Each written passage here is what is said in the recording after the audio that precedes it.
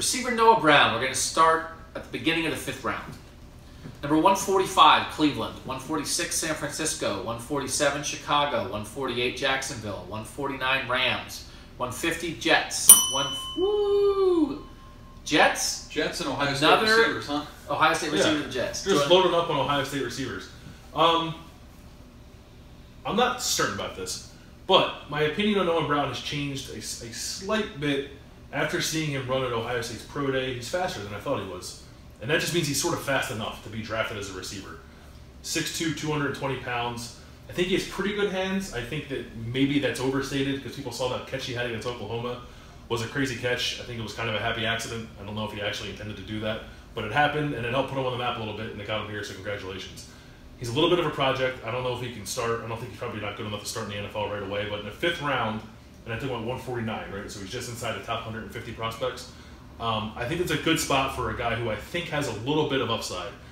He's not the fastest guy in the world. He's not going to have game-breaking speed, but a pretty good possession receiver that you can rely on in the 5th round at 149.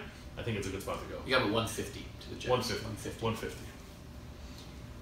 I was going to wait maybe 10 or 12 more picks. I thought that maybe the beginning end of, I'm not very good at math, but I think we're getting toward the 6th round, end of the 5th, early 6th. I think that he has some upside to him.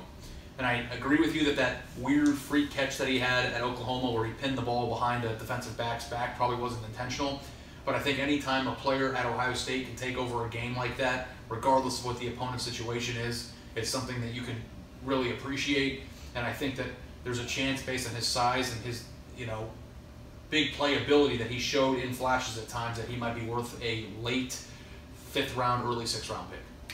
I don't see it. I wouldn't be surprised if he doesn't get drafted. I thought Tyvis Powell at Ohio State's Pro Day last year looked really athletic, and as athletic as guys like Von Bell and Eli Apple, and Tyvis Powell didn't get picked. Now, he made it in the NFL, but there wasn't an imperative to take him.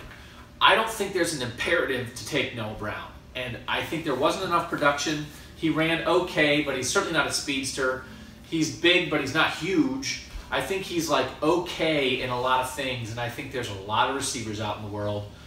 I don't think I would pick him, and I won't be shocked if he doesn't get picked. Do you think that it's better to be pretty good or okay at everything, or be a receiver that has a specialty in one thing? I think in late rounds, you want a specialty. You either want to be a giant, or you want to be a super fast little guy or something.